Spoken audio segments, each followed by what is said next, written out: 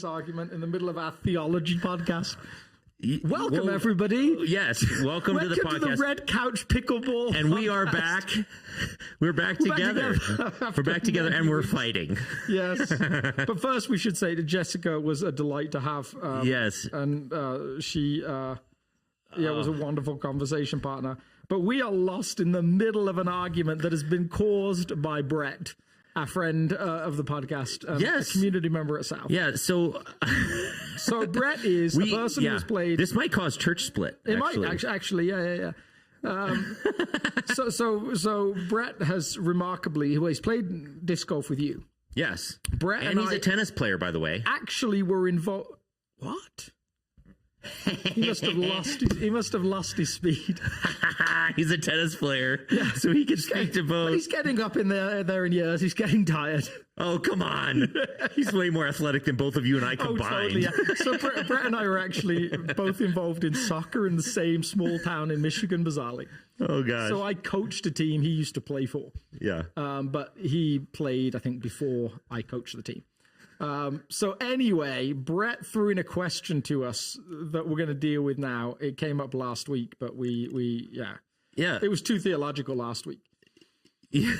So, hello. If you thought you tuned into a theology podcast, au contraire. We'll get to usually theology. The beginning of our episode is like, we have to wrap up whatever conversation we started before the episode, and then we get it. Yeah. So, there might be theology towards the end of this episode. We'll see. He said, he gave us some context. He played disc golf with me.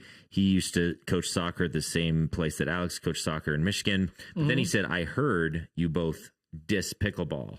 Which a month is or so unfair ago. Because I dissed pickleball. And I probably played along because I'd never played at the time, so I had no context. Okay. Yeah. Forgive me if that's wrong, but I just wanted to say doubles pickleball is completely different than singles. Very different. Also out to say that genuinely enjoy singles tennis, but I think singles pickleball is even more fun. It's a tough sport. Can't knock it till you try it. Perhaps pickleball truly just needs a little rebrand or a strange name like Battleship Ball. Pickleball was a mistake if you were trying to catch the so-called cool. So ball. Alex and I were we were almost ready to start brawling over this. I have such little experience. I played pickleball once while I was on vacation last week. Yeah. Which, speaks to the laziness of your vacation, if anything. Wow. All right. See? So you now know where we stand. Alex says, I don't play pickleball because I'm capable of playing tennis. Wow. But my case is that Brett plays both and he prefers pickleball. He didn't say he said it's a tough sport and he said it's more fun than tennis. Yeah. So he didn't say it's harder than tennis. Yeah. But having played, just like any sport, you can, like, if you're brand new at tennis, it's like these lob balls. It's not that hard compared to, when you're really good. When you're really good, it's exceptionally difficult. Yeah. And I think the same thing's true with pickleball. I think this is what I feel. And again, I've not played pickleball, and I probably should. So, as a group, I meant to, go along to that group and play. This is my feeling. He has a group? Yeah. How did I miss this? Monday morning pickleball group. Oh, man. You should go. I'm going to go. I don't know if it's still going. I'll go.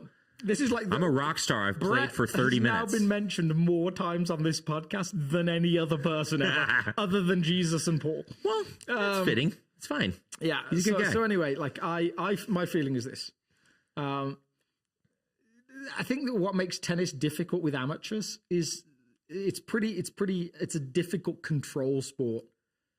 So what you get is a lot of overhits, a lot of wild hits, because the ball moves so much faster than pickleball, and it does move a lot faster than pickleball. I don't know where, some articles I've got, and like that's even in, I just read a pickleball article from a pickleball website that said tennis balls move a lot faster, but the slower speed of the pickleball is like made up for by the size of the court and the lowness of the net. Yes. So, but what it means as an amateur is this: even when you hit it hard, it actually stays in the court. Whereas with the tennis ball, if you hit it hard, No, that's so not true. It goes miles over. No, It's got to be true. it's the exact same thing. It can't be. I couldn't get it to stay in the court half the time when I You're first started. 6'4" and like No, so hit it 1 billion miles an hour. well, and the landing zone is so much smaller, Of course it is, yeah. and so like it's not even just the entire court. You have to be landing in 1/3 of the court for serves, for example. So you have to hit it exceptionally hard when you're at the back, Yeah. and then barely touch it when you're at the front. But And most of the games played even at the just front. like the design of a tennis ball and a tennis racket, like the amount of spin that you'll be able to place on the ball, all of those different elements to it. Like that's just not true. I just feel like it's similar to table tennis. It's like well, because table tennis has sticky paddles. That's the whole point. Like the stickier the paddle, the more spin that you can get in it. So if you hold a professional's table tennis paddle, it's very different to the one you pick up in like, I don't know, outside Shake Shack in their outdoor table that's basically just a piece of wood. That's what I hear. That's the sound I hear when I hear a pickleball paddle. yeah, It's got almost no padding whatsoever.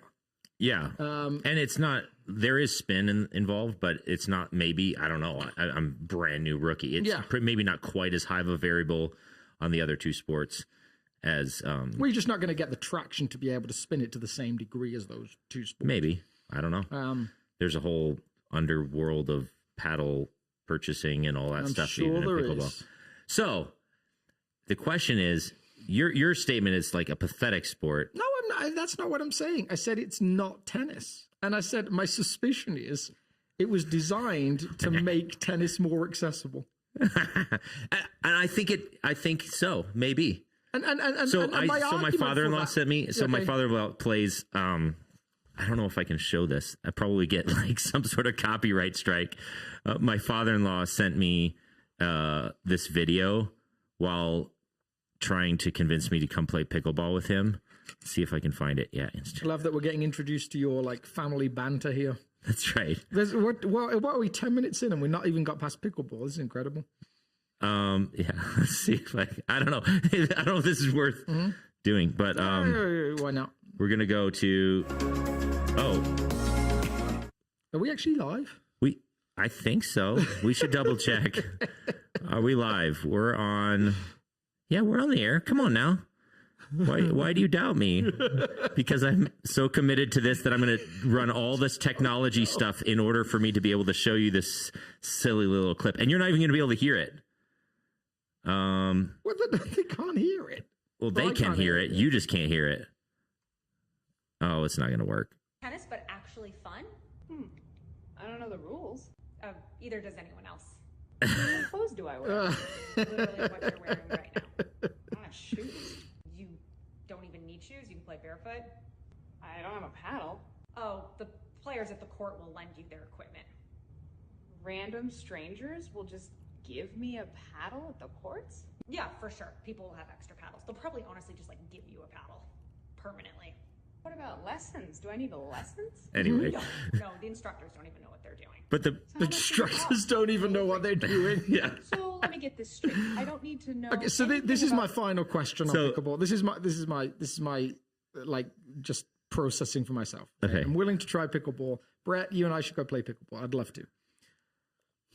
I think he's scared because he's just not going to be think good I'm at it. scared? Yeah. No, well, I think you're just not going to be good at it. And then you're too that may competitive. well be true. I've handled not being good at stuff before. That's fine. So here's my question. It seems to me, and this isn't like critiquing like the athleticism of age or all those different things. Some people get older and are way more athletic than I am. We're all going to decline athletically beyond about the age, sadly, you and I are now. Like we're in the great decline of like athleticism.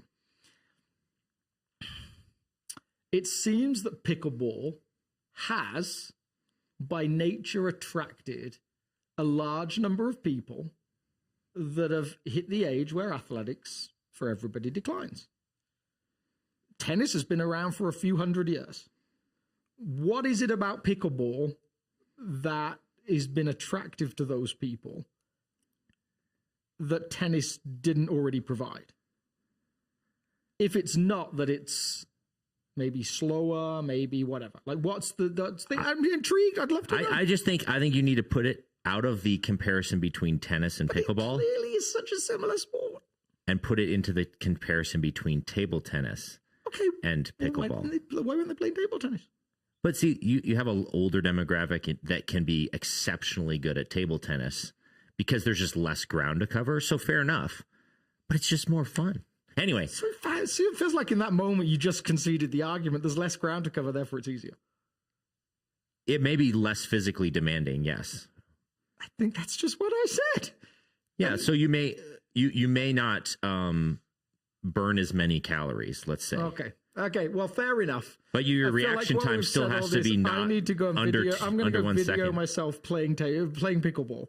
And then we can show it on here. I love the line of that little clip that he sent me, though. It's like, yeah, it's like tennis, but actually fun. All right, sorry. Well, it is 11 minutes in, and all we've talked about is pickleball. This is... Oh, man. We're going to have an outcry. People are going to be begging for Jessica back. They really are. They're like, this podcast about theology was actually about theology on occasion. Or about literature, which we also maybe care about. Yeah. Anyway, this 2 weeks ago, it's good to be back together, though. It is good to see you. We should probably dive straight into some other things, though. Be gone as well. Oh, my goodness. Seriously? Yeah. And then the week after, we are both at a wedding. All right, so if you haven't tuned out, let's cover some announcement stuff quickly. Yeah. That way we get it in before they completely ditch us. We should have. If they haven't ditched us yet, exciting announcement right at the start. We should have. Can we cut this 11 minutes off the end? Man, maybe we should. and the reality is the blame has to come to me. Because the episodes worked fine with you and Jessica. Oh, I guess and me and Jessica, but it's the combination of. Oh no, it's the combination. What we should do is we should take that first 10 minutes and just put it to the end as like a cut scene or whatever. Yeah. Okay. Starting now, what's the exciting announcement? Well, we're going to be doing a live show, which is really exciting, right? We heard from one of you that was excited, and therefore it's going down. The one person that listens live every week is like, we'd love it if you did a live show. So hopefully it'll be a little bit more accessible for some of you because it's going to be September 11th. In 6510 in the evening with the coffee shop open. I've booked it all and everything. Love it. So if you would like to get hyped up on caffeine way too late in the day and listen to two idiots talk about pickleball, then this is the show for you. We promise we will not mention pickleball at the live show. I don't think I can make that promise. You don't know? What happens? We don't know where these shows go. Are you kidding me? Okay, fine. We hope to not mention pickleball. Yes, on the live we show. actually, our goal would be that it's a much more interactive show. Yeah, I wonder what would actually get more of an audience. You and I playing pickleball and inviting a crowd, or doing a podcast about theology. Yeah, you could vote. Like if you say, give us a thumbs up if you would rather just watch Alex and I play pickleball against each other than have the live show. No, we're having a live show on September 11th. Mark your calendars, 6:30 to 8. So it's a little longer show because we're going to try and field some more questions and that sort of thing, plus cover the sermon that week. Absolutely. Should be fun. Yeah, and it'll be right in the midst of a new series that we're doing on the Sermon on the Mount, Jesus' biggest chunk of teaching. Yeah. That's going to be fun to unpack. I'm excited. Yeah. And why don't we try and pretend like we're a serious podcast and answer our more theologically-ish question right up front so that poor person doesn't have to wait an extra week or something. So, and this is I don't know if this was related to your message or not. Let me see here. Oh, can you comment on the purpose of missions? So this is more someone observing us over the last several weeks. Missions, global missions has been highlighted multiple times. And so it blipped on their radar a little bit. And they said, what's the purpose of missions? Oftentimes it seems to be used as virtual tourism, building things virtuous tourism. Building things in impoverished countries seems backward because wouldn't it be better to enable those people to source jobs and build it themselves? Yes. Yeah, great. So actually, this I think is partly out of the last few weeks talking about our mission partners, but specifically this week at South, we were talking about the the student Guatemala trip that went out to Village of Hope. Yep.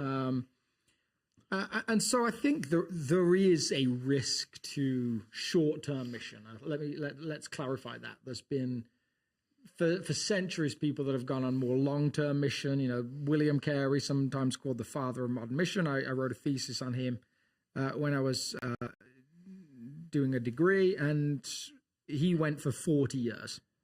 So he spent, of his 70 years, 40 of it was spent in India, helping shape that country. He trained natives. He developed the language. He moved Christianity there forward, and the nation was a better place because of him. So we have lots of long-term partners, all of whom we try and support because we see them contributing to the health of a nation and bringing the kingdom of God with them, right? Yeah. So we have some perspective there. Short-term mission has been this complicated thing because we've all, I think, most of us have been around church for a while, have seen it done really badly. Mm-hmm. So we've seen the teams that are like, we're here to save Haiti, or like, we're here to fix the problems of this country. Like, we're going to come, everything's going to be better because of us. And that's not even like, you don't even have to go to a different country to go with that bad attitude. I think I've maybe even shared on this podcast before, when I used to work in central Detroit in some of the more deprived areas there, we worked with some great organizations, but some of the churches that went came with that kind of attitude. And one year, they walked around the neighborhood just saying to people, what can we do for you? What can we fix? Yeah. And a guy came out of his building and said, can you put a roof on my building? And they said, yeah, we'll pay for a roof. And when they got back to Central, to the organization we worked with, the lady that ran it, Lisa, said, yeah, that guy's a loan shark. We've been trying to get him out of this community for years. He's a cancer in this community. Now he'll stay longer because of what you've done. So mission can be done in this really problematic way. Yes. And having grown up in the mission field, and there's been a ton of research in with the theological term is called missiology, and missiology throughout the generations. And I think the church has gotten better and better at figuring out healthier ways to do that. And I'm saying the church globally, and not every church has learned from all those things, but yeah, like Rwanda was where my parents served, and there was things that my dad regrets about the first 16 years of his ministry. Yeah. But, so what's the point of missions is such a broad question. So maybe specifically, like you specified a little bit more helpfully to say so long-term, the benefits are similar to the benefits that you would find in planting a church and building long-term relationships in a community and trying to advocate for the way of Jesus. Just like here in America, you just start doing it in another country that has fewer churches and fewer access. Totally. So my guess is that's not their question. No, yeah. So why would South engage in short term is maybe a different question. And maybe if you weren't there the week that we introduced or prayed over this team, one of the things I mentioned in passing is one of the biggest benefits to this trip is the transformation of the team. Totally. So, okay. Yeah, there's a lot of variables at play. One of the reasons why South partners with a established, locally run organization that's long-term, that has relationships, is they can actually broker those relationships, make sure that it's sustainable. They're going to be there to carry the mantle long-term. That prevents us from just showing up, doing something like this. Your Detroit example, they know who to help, who not to help. And a lot of the goal is to encourage and to see God at work in another country for the team. Yeah. And then I worked at a mission agency after Bible college, and one of the things we found consistently is long-term missionaries, an astronomically high percentage of them, I don't know the number off the top of my head, but it's uppers of 80% of long-term missionaries went on short-term when they were younger. It is a catalytic decision to go short-term to then eventually end up long-term, because you see God differently, you're transformed, your heart for the world, your perspective on God's world, all of those things are transformed. And so in some sense, short-term is a long game endeavor for us as a community to expose our community to the rest of the world. Yeah. And then hopefully that is catalytic. Yeah. And so we, I mean, for us, we always had, because similar to you, I didn't grow up on the mission field. I had you did. You grew up in England. I love it. I live on the mission field now. I had a job for a while in the church where my job was to lead short-term overseas mission trips a chunk of the time.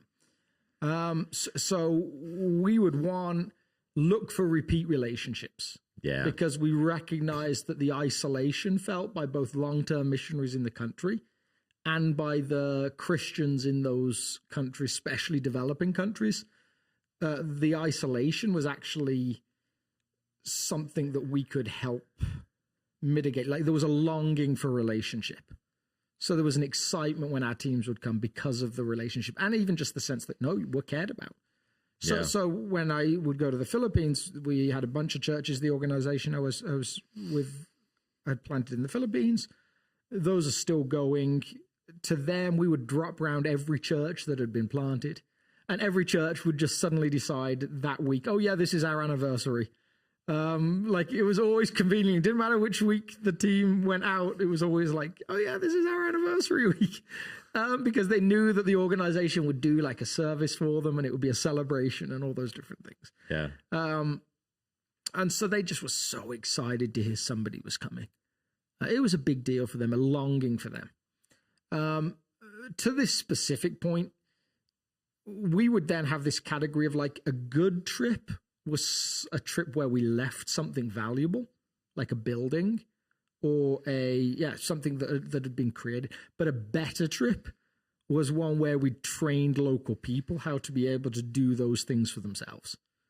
So we got to this point where we would always say like, well, how can we train or offer the possibility that this can be different? So that might have been, yes, a specific training around like leadership or starting a business or managing a business or even in an ideal world, like the real practical skills of like carpentry or, plumbing or whatever.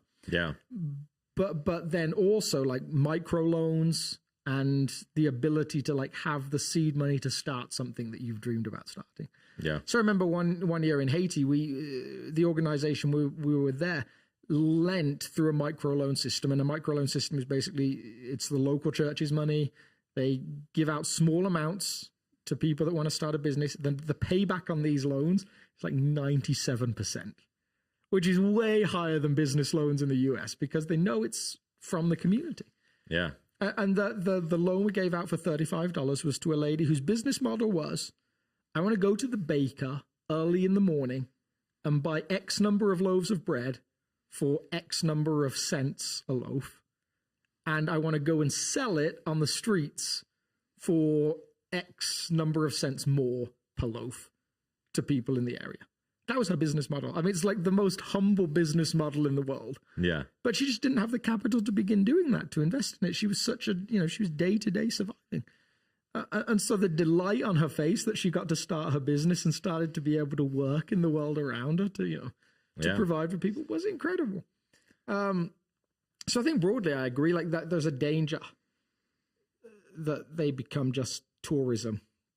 Yeah. But the loss of not doing them, I think both for the people that are there, but also for the people that go, as you said, that transformation.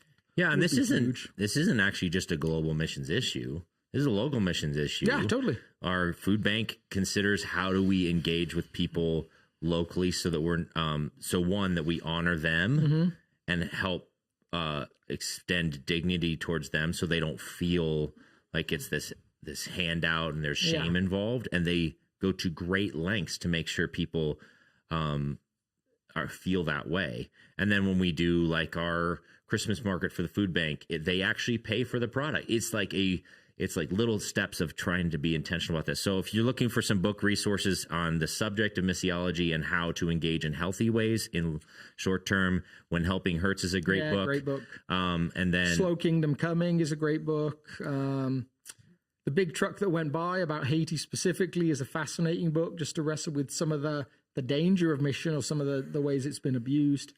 Yeah. And then we have a program that we run here every once in a while. I'm sure that I actually think there's one coming up. What's it called? Compassion? Yeah, redemptive compassion. Yeah. And there's a lot of similar principles that we're considering when we consider long-term or short-term trips. This particular short-term trip went to, and I think it's massively healed or prevented from error, the fact that we partner with long-term missionaries who have deep relationships, who have investments. We invest in them.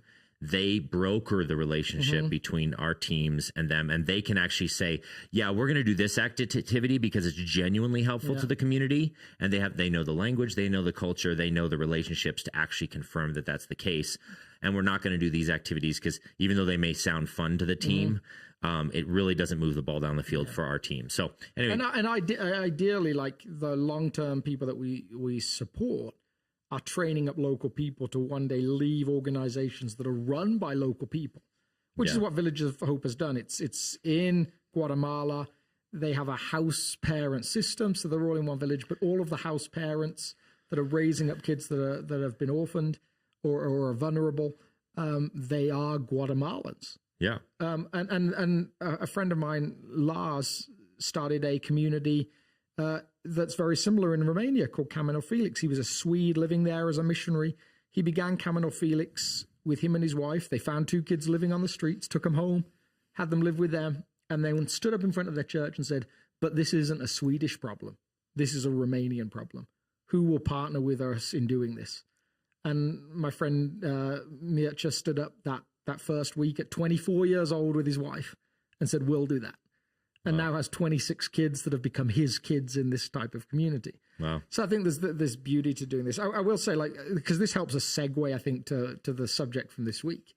Did you guys have that really powerful commercial or advertisement? In England, it was for an organization called Oxfam that was based around, like, give a man a fish and you'll feed him for a day. Yeah. Teach him to fish and you feed him for a lifetime. Yeah. That's definitely not coined by a commercial, but yes. It's probably, well, it must have come from somewhere. Who coined it? I don't know. Yeah, I think it's a pretty famous quote from someone. Yeah. So regardless, it is a great quote as well. It is great. Because I think with organizations, you are trying to do something like that. You're trying to say, how can we partner with you, sharing the resources we have, not to fix the country, but was it Lao Tzu? Wow. Huh. There you go. So it's a lot older than Oxfam. Yeah. Yeah. And Lao Tzu has a lot of great sayings. So another one to chalk up to the guy with great sayings. So yeah, we're always trying to do something like that, trying to provide people from our resources this ability to be self-sustaining. And yet at the same time, if you know developing nations at all, there is a success rate to that is not maybe as high as we might believe. Even we know our own business. We were talking about this the other day, weren't we? What's the failure rate for businesses in the US at the moment? It's like, I know for restaurants in New York, it's 80% in the first year. I think it's like it's over 50% or around 50-ish. So yeah, New York, 50 to 60%. New York, 80% of restaurants fail in the first year. Yeah. So like I think the comedy of it, which I didn't even get to mention to you, you said some other statistic about like something like 40% of business like entrepreneurs regret. Yeah, 47%. I was like, that means 10% of them had a failed business and they don't regret it. Yeah, but wow. I think it was actually like, I think the statistic was actually about people whose businesses had run for 5 years. So they were currently in business still. But regardless. Carry on. There is a failure rate to self-supporting things in developing nations that requires continued, not necessarily presence, but continued support. So a great example of this would be Philippines, same organization. The year before I was out there with a group, the organization had given the church a fishing boat. And the theory was that they would give it to 5 people that came to the church. That would feed 5 families, and those 5 families tithing to the church that they were committed to and a part of would pay half a pastor's salary in the church. So in the organization's mind, it was both like furthering the gospel in the little village that we're in and feeding 5 families, which is a big deal to be able to feed 5 families in a small village and an island in the Philippines. Yeah. So they got the boat and they went out, and all the fish disappeared. Like, no one understands why. Suddenly the fish that had been there are now not there anymore. The next year, the fish came back, but they were now smaller fish than had been there before, and the nets were too big for the fish that they were now trying to catch. They just swam through the holes. So, like, you go to some of these countries and you're like, oh my goodness, like, is this ever going to work? Like, it's like failure. And if your goal is just like, I'm just going to give them some stuff and they'll figure it out. Well, that's not always the case. It's just not that simple. Yeah, there's this illustration my dad used, and then maybe we could actually eventually make it to Romans. We're going to get there. We're almost there. We're on the cusp of it. We're actually flying. Yeah. We are. It's 30 minutes in. We're about to get there. What's the story? So my dad always would use illustrations when he would teach at college students about missions. He'd say, one of the keys to not damaging a culture is to not go in and say, what are your problems? Mm-hmm. Here's a solution that might fix that. You just ask, if you ask a poor person what they need, a lot of times they give you a very surprising answer. Yes. So like, for example, my dad asked a Rwandese guy, what do you need to succeed? He's like, I really just need a hoe. Mm-hmm. And that's going to fix everything. And some seed. Yeah. That's all I need. Yeah. And my dad's like, he was thinking like orphanage. Uh-huh. He's thinking like, no, whatever. So because if he has the right tool, he can farm and he's got the seed and then that's reproducing. And then he's like, I can take care of my whole area and with this one little missiologist thing. Tony Campolo's talked about this for years, right? He talks about inner city Philadelphia, how they would go to the communities and say, what do you need? And the young, like primarily black kids on the street would say, we need jobs that pay enough to live. And he said, so we'd start a youth basketball league. And then we'd come back and say, okay, you got the basketball league. Now what do you need? And they'd say, we need jobs that pay enough to live. And they'd say, we're going to open a youth center. And then we'd open the youth center and say, what do you need? And it was like the same answer over and over again. No, we need jobs that pay well enough. Like, so the temptation isn't to sell drugs because it pays more or whatever. Yeah. And so I think historically the church has had a hard learning curve, but it does tie into this the back end of Romans. I love it. 8 idea. Good job. Of one, is this world worth working in? So the beautiful, and I think I said to you afterwards, like with this Romans passage, I felt like there's these 2 distinct ideas, and I kind of almost regret trying to tackle both of them. But they are tied in Romans chapter 8, which is what we kind of came back to. Give us that. Yeah. So if we start in verse 12 with Romans chapter 8, it says, therefore, brothers, we have an obligation. It's not to the flesh to live according to it. For if you live according to the flesh, you will die. But if by the Spirit you put to death the misdeeds of the body, you will live. This is Paul saying, that there's a transformation that's gradual that comes with following Jesus.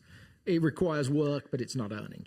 Yeah. And then he goes on to paint this picture of what it is to have sonship, not to live in fear, but to be able to cry out to a father who loves you. And then this promise of sharing future glory. And then he throws in this idea, if you just scoot down just a little bit, I consider our present sufferings are not worth comparing with the glory that will be revealed in us. He's talking about individuals now. And then he moves on to talk about the whole creation. So he ties our experience as followers of Jesus of regularly saying, why is life like this? Why has this happened? Why? Or almost like in biblical language, how long, O Lord? How long until you fix all this? Yeah. For ourselves individually. And he kind of then pulls back on the camera so it goes big, wide perspective. And he's like, well, this is the whole creation. All of creation does this. It groans. Like, why is this the way that the world is? So if you've ever looked at a problem like in your own life, if you've ever looked at a problem worldwide and said why or how long or just a groan, you're in good company, because Paul says, no, that's all of us. Yeah, including created order. Yeah, created order. Yeah. So that like sense of looking around the world and saying, God, it shouldn't be this way, doesn't mean something's out of whack with you. It actually is the right response. The question I think that follows is like, is it worth trying to do anything about it? Yeah. Or do you just leave it as it is? And I think that's been this huge theological tension over centuries of like, what's the purpose of this world? What's God's value on this world? Does he care about this world? So that like, there's this real theological shift in the 20th century. Yeah. That suddenly starts to say, no, this whole thing's just going to explode at some point anyway. Yes. We'll get beamed up. There's like a Star Trek moment for followers of Jesus. Yep. We'll be out the way, and then God will just unleash fire on this thing. Yeah. If it's all going away, let's just save as many souls as we can, and then let's bounce. Let's get out of this joint. Yeah. Why worry about throwing litter on the floor in a world that's about to be destroyed anyway? Yeah. Why worry about, like, I don't know, building with unsustainable materials and leaving everything a mess? Yeah. And I think, I mean, obviously, I don't think most folks that find themselves in that sort of theological space are consciously saying, yeah, throwing litter on the floor is good. What they're saying is our priority is saving souls. Yeah. And sometimes you got to like basically take advantage of the earth in order to save more human beings, because human beings are the priority. Yeah. And fair enough. Yeah. But what's wild about the scriptures is they will not let you divorce the two. No. Both so in the Genesis, like the two largest ecology texts in the scriptures in Genesis and in here in Romans, they basically says the earth is going the way of humans. Like the earth is falling apart because of a human problem. Yeah. And we're inextricably connected to the earth and even in the Genesis language, it's like, you are made of dirt, therefore care for the dirt. Like, that's the kind of concept, because as the earth thrives, humanity thrives. As humanity thrives, the earth thrives. So those passages, obviously super important from an eco-theological perspective. Yes. What sort of passages have people used to say, don't worry about the earth? It's going to be gone soon. Because there are them, right? I mean, Revelation 21, if you read it a specific way, says, behold, I saw a new heavens and a new earth, for the old earth has passed away. Yep. Like, you know, there's a consummation of fire. Everything's burned up. Yep. So those passages are there. Absolutely. Yep. Of course, the beauty of, we've talked multiple times, is that scripture, yes, you can read it literally. To read it literally, you actually have to read it literally as well. Yeah. Like, literally doesn't mean you just read the words and with no context take them out, because actually what you do then is you place them in your context. You always have to have a lens. You just use yours. Yep. So like reading a Revelation 21 that I just quoted is apocalyptic literature. Well, what does that mean? Like, what was the text that you quoted? Revelation 21. All right, so you made a relatively efficient case. I did. For the continuation of this earth. Yes. And it was really fast, and if you blinked in the sermon, you might have missed some of it. But can you make that case for us again? So my case for that in Revelation 21 terms is that Paul has a choice in terms of what word he uses in Greek, and it doesn't really come across in English because we use the word new almost uniquely. Is it this section here? Yeah. So koinos versus. Yeah. So neos would be new, like of a type, like new as in a moment in time. So think about like if I magic something out of nowhere, that's neos. If I create something that's never existed before, like ex nihilo. Yeah. Exactly. If I were to use the word kainos, it has much more of a concept of renewed. So a great parallel passage to look at with this is when Paul says about like, I'm making all things new, or he talks about the new man, or he talks about having a new body. Well, what does he mean by that? Does he mean that the old you completely stops existing and that something new is created that you're detached from? Or does he mean that in some sense, your body will be taken? So the passage you're looking for is when he says, He says he will give us a resurrection body like his resurrection body, I think. Or, Oops. Helps if I spell resurrection correctly. and we might be better off, we might be better off not pulling the scripture. But again, like this idea of you're a new creation, what does he mean by new? Does he mean that the old you is just, you disappear completely? Or does he mean God takes the old you and renews you? Does he nuke you? Yeah. And then start blow you all up over. and then start from scratch? Or does he take what was and create? And you see this when he talks about Jesus' new body. He's recognizable when he wants to be. It's the same, it's resurrected, but it's also new. And so the Greek concept is very comfortable with this idea that it is new because it's never sinned quite like this before. It's a good way of saying kainos. But it doesn't mean that the old was blown up. When it says passed away, it means forgotten, let go of, because of this renewed world that we're living in now. So it's, if you get overly obsessed with this idea of like, there's a destruction of this world, you're probably on the wrong track. Yeah, and actually, at the risk of saying the word new too many times, that perspective is pretty new. Yes, very new, yeah. Theologically, throughout history. Maybe 80, 90 years old. Like John Darby and the Brethren movement, they really sort of created this idea along with the modern idea of the rapture as they would read it, which is really just a disappearing. Again, no one really saying those kind of things until about 100 years ago. So even ethically for a Jewish person, when we think about like the idea that the world would just be destroyed, there's this moment back in Genesis in the early parts where God floods the world, and then he puts up a rainbow and says, I will never destroy the world again. Now, you might semantically say, well, he said by flood. But it would have been really problematic to a Jewish person to imagine God going, I'll never destroy the world again by flood, but ha ha ha, there's plenty of other ways to destroy the world. Some fire? Yeah. Next time, you didn't see that coming, did you? That ethically is just problematic. Yeah. Like the really what they would read God as saying is, I'm not just going to write off the world.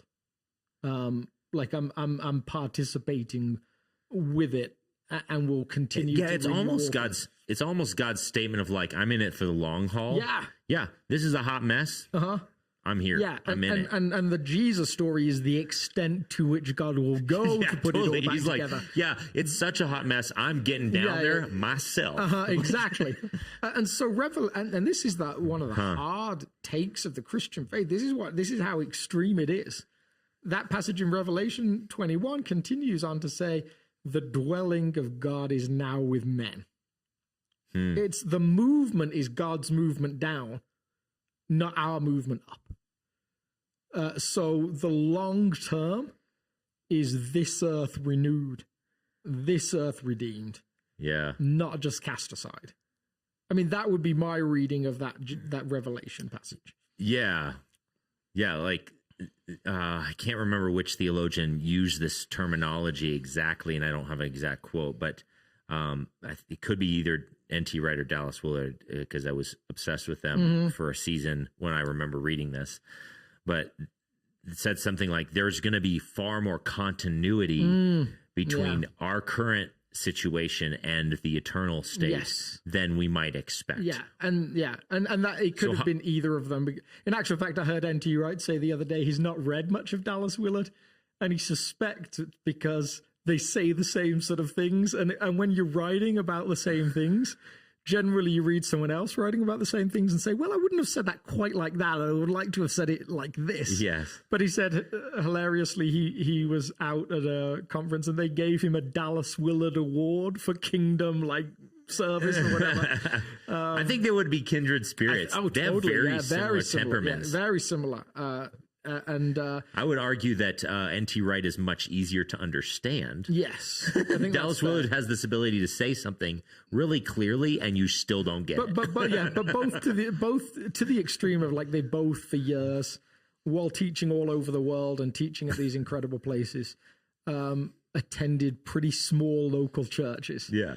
Like N.T. Wright goes to a church of maybe 30 or 40 people, and nobody really knows who he is. Yeah. which is just wonderful. That's awesome. And again, I can't remember who he asked to come on the podcast the other day, but if N.T. Wright it was Tim Mackey, right? Was it Tim Mackey. All right, if well, N.T. shout Wright out. wants to come on the podcast. And Dallas can't. Dallas can't. Maybe John Ortberg could come. He's probably one of the guys that can quote Dallas the most. But that continuity that you're talking about was emphasized. Someone asked John Ortberg after Dallas Willard passed away, Yeah. What do you think he thought when he got to heaven? And John Ortberg said, knowing Dallas like I did, it probably took him a couple of days to figure it out because he just lived that present life with God. He didn't quite notice that he died yet. It's like, oh yeah, something's different, both because of how he lived and the continuity between this world and the next world that seems inherent in some of Scripture. Wow. So I think that, like, where we tried to go on Sunday was this idea that for this second part specifically, but also for us individually, if you're unsure about how God is for you, you're probably going to be somewhat reticent to let him work in you. Yeah. You kind of like, you're going to resist, you're going to hold back because you're not quite convinced that God actually thinks very much of you at all. Is not very fond of you, has really been looking for an excuse to kind of ditch you. And as soon as you give him a chance, he's going to be like, well, that's it. Now you've had your last chance. Almost like a parent waiting for their kid to do something wrong because they're so annoyed at the 20 times they've done it before. They're like, the next time I'm really going to fly off the handle. And it's not really about that time. It's about the 20 times before. If that's your perspective of how God loves you and how God is a father, you're going to have a difficult time trusting him to really work in you. Which always blows my mind. Like, so the word gospel means good news.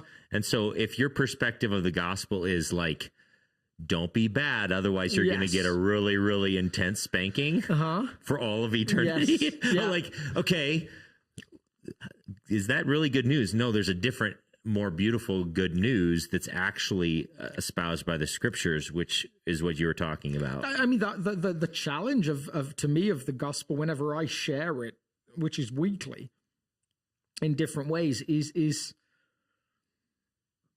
there were people that thought Paul's message was sin more so God can be more good to you. Now, that wasn't what Paul was saying. But I don't know if what I say could ever be mistaken as that. So for Paul's language to be mistaken for that. Yeah, so you're talking specifically about Romans chapter 6, which is a couple chapters prior to this. But that, like, that's like, he must have got pretty close to that to be accused of it. It wasn't a ridiculous accusation. They're like, so what we hear you saying is everything goes. Yeah, totally. Yeah. He's like, no, that's not quite what I'm saying. But again, he got pretty close at times. Yeah. And it's pretty big grace. Yeah. And I don't know that we get awfully close to that a lot of the time. So while individually, yes, if we're not really sure God is for us, it will affect whether we let him work in us at all. Just as if we're not really sure God is for this world, then that will certainly affect how we're able to serve him in this world.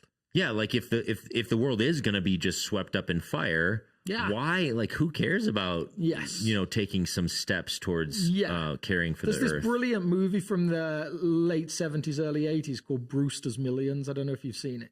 I don't think so. So it's basically this like AAA baseball player played by who's the character that plays him? One of the Richard Pryor, like stunning comedian. Like, I'm the worst, man. Yeah, I don't know anybody. Yeah, sorry. I mean, if it's related to anything that's like trendy, cool, related to pop culture, I'm an idiot. Well, I mean, this is old cool, but Richard Pryor, probably the funniest man on the planet at this time. And he plays this AAA baseball player whose uncle appears out of the Wild West, or has died out actually in the Wild West, and says, I went away and earned millions of dollars of money. I want to give it to you. This is all on video. You're going to inherit $300 million, but there's a condition. I'm going to give you $30 million, and you have to spend it all in 30 days. He said, so what I'm trying to teach you to do is to hate money. So when you get the $300 million, you're not just going to go blow it all. Like by the time you're done in 30 days, you're going to be so sick of spending money, you're never going to want to spend any of the $300 million. Interesting. So for this 30 days of the movie, he has to go below $30 million. So he's just spending it on stupid stuff. I mean, like he buys one of those upside down airplane stamps and he mails it, so it's now worthless. Like he's constantly trying to find creative ways to blow money. The Earth's resources are a similar thing. If it's just like the Earth will be destroyed and our job is to go after, in sort of maybe old term language, go after souls. You're just gonna blow all that 30 million. Just blow the resources, like tear the Earth apart to do what you have to do. Yep. If it's not that way, and the Earth is not supposed to be kind of like raped and pillaged, I guess might be the expression, but is supposed to be nurtured, stewarded, cared for, your attitude towards it changes. And if it's the first, the only ministries we value are the out there preaching ministries. Yeah. If it's the second, well, no, we still can value those ministries and support those ministries, but we're also going to value ministries that say, no, we're caring for the earth and wanting to be for its best. Yeah. The first one suggests that we never, even after Jesus died, recovered Adam and Eve's initial responsibility for the earth.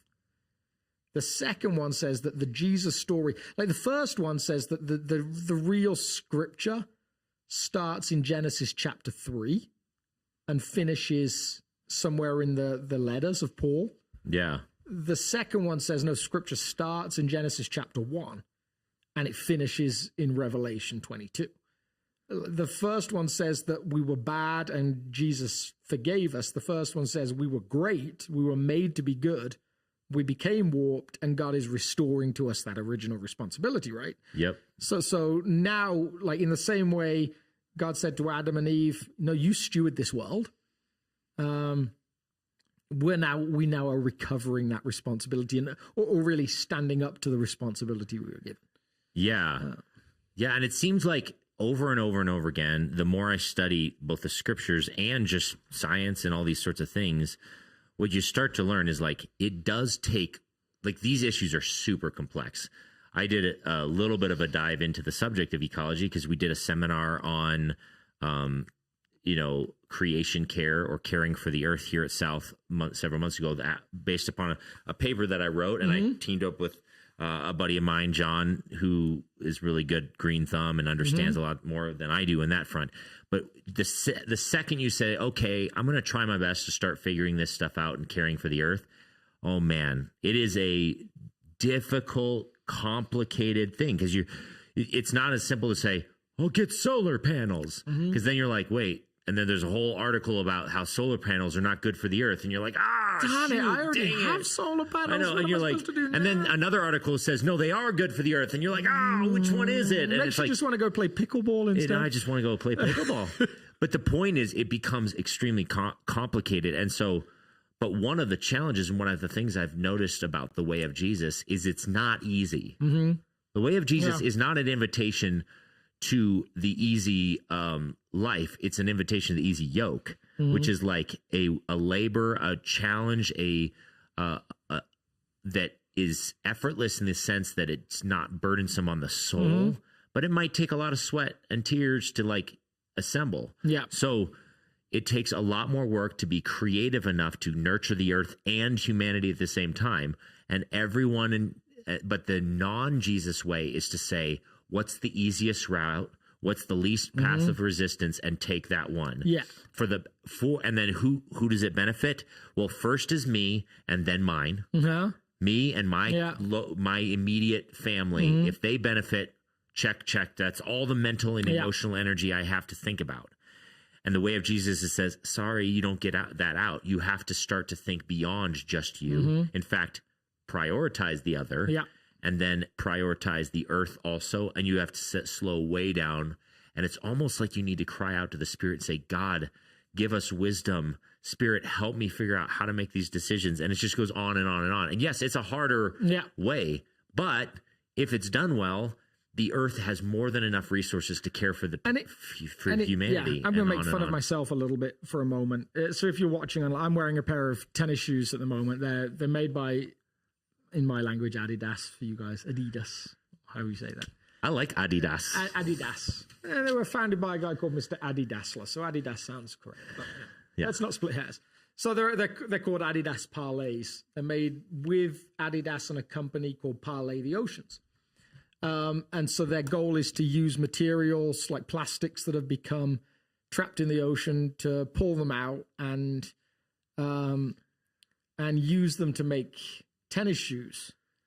The soles are made from like old car tires, so they're like grabbed from like rubber from car tires, and so like it can be really easy to make that your token gesture towards planetary care. Yeah. To be like, oh, well, this company probably got some plastics from somewhere and they probably got some old tires from somewhere, and not really pursue any of the questions around, did they do that well? Did they do that ethically? Like, where does the money go? Et cetera, et cetera, et cetera, et cetera. Similar example might be if you've bought a Tesla. It can be pretty easy to say like, well, I bought a Tesla because it's electric and that's good for the environment, right? Without any questions about like, well, a lithium battery is good for the environment. Is the electricity you're sourcing, is that good for the environment? All the time? Totally. Like it takes more work than that. It can really it can be really easy to turn any of those thoughts into just an excuse for consumerism. Here we go. Here's my token dollars towards it. Yeah. Which ironically, full circle, goes back to our first questions about missions. It's the same thing, that like philanthropic vacation where you make yourself feel good, and I built something for someone and I'm doing good in the world, and you leave feeling good about yourself, or you buy a product that you barely research and you're like, I'm being good for the earth. It takes way more time and effort to think really intentionally about the relationships you form on the mission field and the complexities of how that product was actually formed. Yeah, it's a lot more work. And once you get involved, if you get involved in mission, you know that there's times where it can feel like tourism and times where it can be deeply inconvenient. Totally. But that's a good thing. So I love that we brought it full circle back to mission, not full circle back to pickleball. And if you're watching later online, you can listen in now on our early pickleball conversation. If you missed the pickleball part to the back of, then I don't know how, because it was the first 11 minutes of our conversation. No, but that's going to be the last 11 minutes, right? You're going to move it. So, am I going to move it? I thought you said you were going to move it. I don't think I'm going to. You don't think so? Okay, there we go. So you've heard it. If you got this far, wow. Yeah, I'm too lazy for that. Oh, wait, we just talked about putting in the effort. Oh, shoot. Do you know what? Maybe we should change the name again to Lazy Theology Podcast. Yeah, I don't know what else to say beyond that. I've got a sermon to write for this week. Romans chapter 8 this week, verses 26 through 39. One of the most majestic texts in all of the scriptures. The source. Yes. So, reminder, September 11th, we're going to have the live stream live in person with all of you if you're able to come. Yeah. You can buy a cup of coffee and join us. And hit pickleballs at us. And something. Throw tomatoes. The joke Alex and I said, this could fail horribly. There could be like 2 people there. But this podcast could handle it. Yep, exactly. If we already have this deep doubt that any of you really care. Somehow, some of you watch this or listen to this podcast and we're shocked. And so if you don't show up, we won't be shocked. So thanks for tuning in. Do the subscribe thing. If you have questions about creation care or how do we do that well and all that sort of thing, feel free to send those in. Oh, one other thing. I doubt you're still listening.